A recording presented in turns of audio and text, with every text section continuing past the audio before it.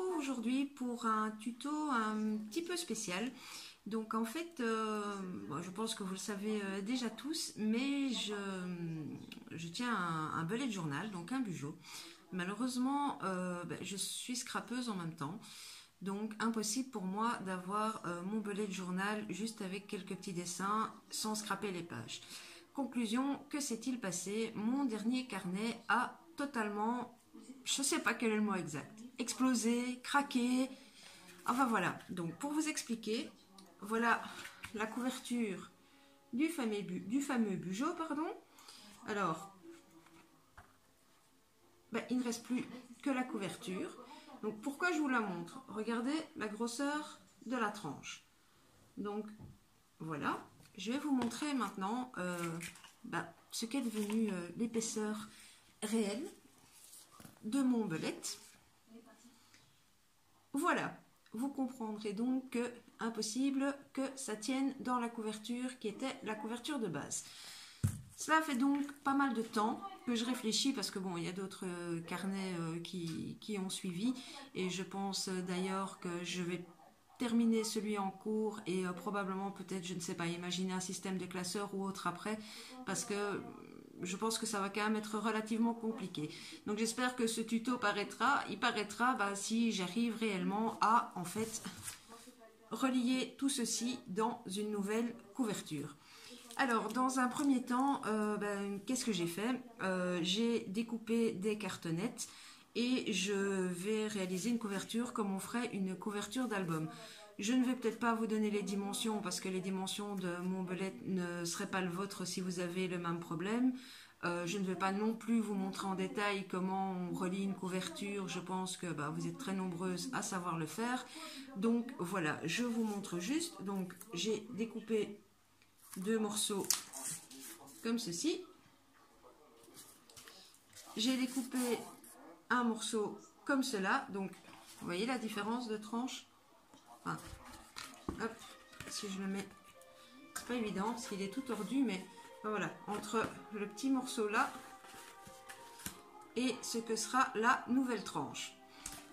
Donc voilà, j'ai pris un morceau de cardstock pour faire la reliure centrale. Donc voilà, et bien écoutez, je vous laisse pour l'instant, je vais coller les premiers morceaux et je vous montre le collage juste après. À tout de suite. Voilà, j'ai collé donc les trois morceaux de carton, donc ça donne ceci. Hop, l'intérieur.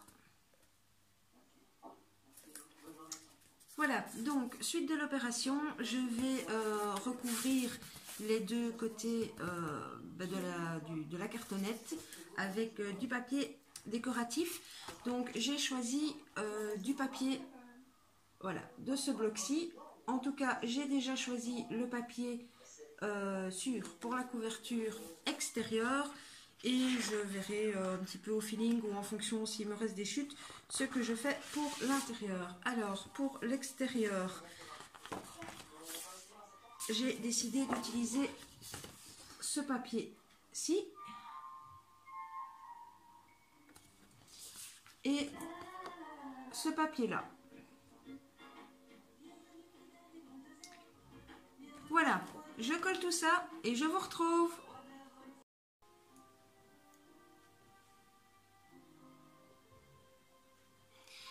Je pense que j'ai eu un petit bug vidéo, donc je vous disais que je n'ai pas terminé, mais je voulais juste vous montrer que j'ai coupé en biseau ici, au niveau du coin, pour pouvoir rabattre et avoir des coins corrects. Je pense que la majorité d'entre vous le savez, mais voilà, je tenais juste à vous montrer ceci. Et bien voilà, écoutez, je continue et je reviens, à tout de suite. Voilà, donc ça va donner ceci pour ce côté-là. Et je dois encore m'attaquer à l'intérieur. Voilà, je choisis les papiers et je reviens vers vous. Je choisis les papiers, je les colle et je reviens. À plus tard. Voilà, Alors, j'ai déjà fait la tranche intérieure. Je voulais juste vous montrer les papiers que j'ai choisis. Donc, pour faire l'intérieur de la couverture, je vais mettre celui-ci d'un côté et celui-ci de l'autre. Donc je vais coller ça, ensuite je vous montre et la première partie du tuto sera donc terminée, vu que après il faut que je laisse sécher convenablement la couverture sous du poids pour être sûr que tout tienne bien. Donc je colle l'intérieur et je vous montre. Et voilà. Voilà, la couverture est terminée, donc je vais donc arrêter le tuto ici pour aujourd'hui.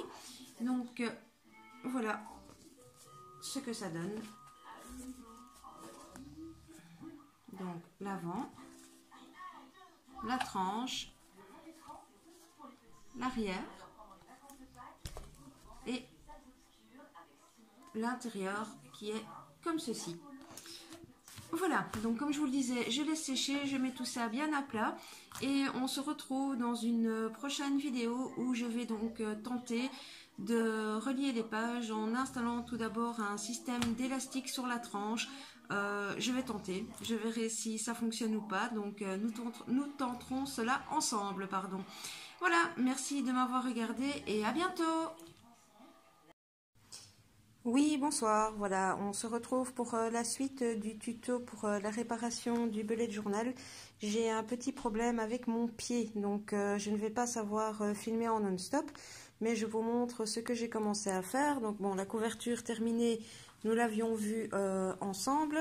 Là maintenant, en fait, ce que j'ai fait, j'ai pris un des livrets, donc ça s'est séparé en livrets. Je l'ai renforcé avec du washi tape pour que les pages restent plus ou moins ensemble.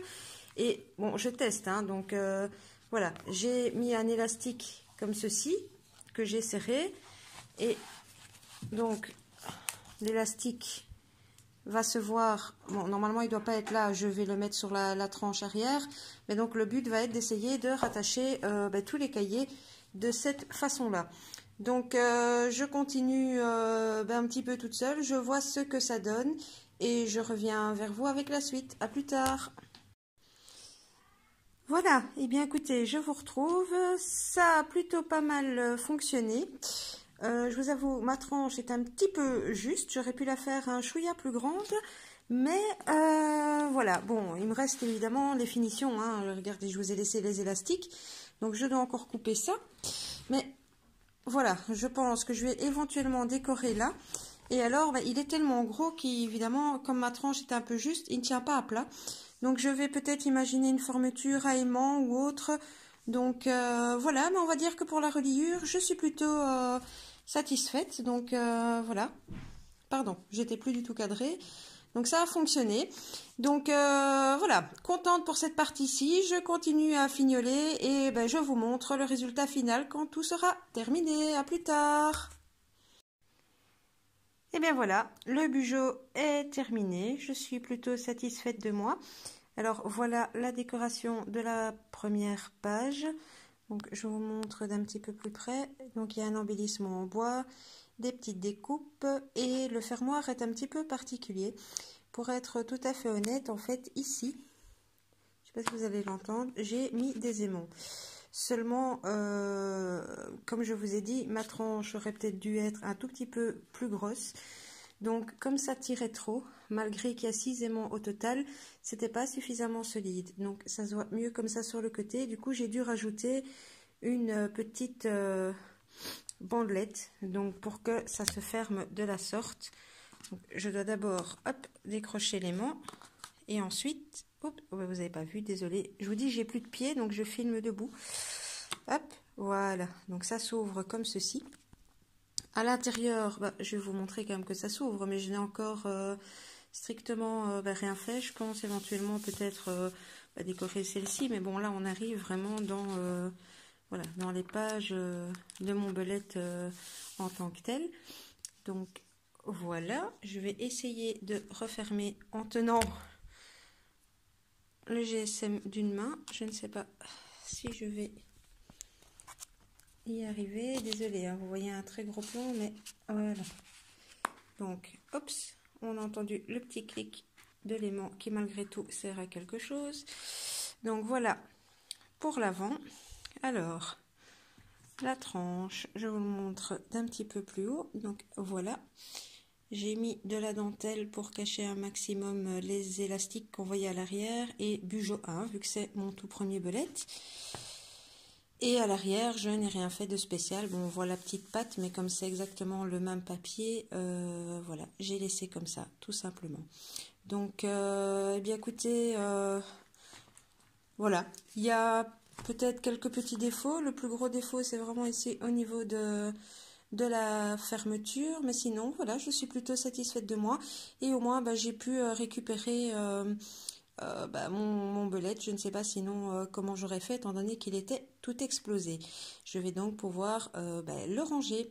Voilà, eh bien, je vous laisse. J'espère que ça vous aura plu, que ça aura peut-être aidé certaines d'entre vous où le belette est devenu trop gros parce que trop scrappé ou trop de photos ou autre. Comme d'habitude, vous aurez à gauche ou à droite mon compte Instagram, mon compte YouTube. N'hésitez pas à liker la vidéo et à activer la petite cloche si vous souhaitez voir les vidéos suivantes. Je vous dis à bientôt. Au revoir.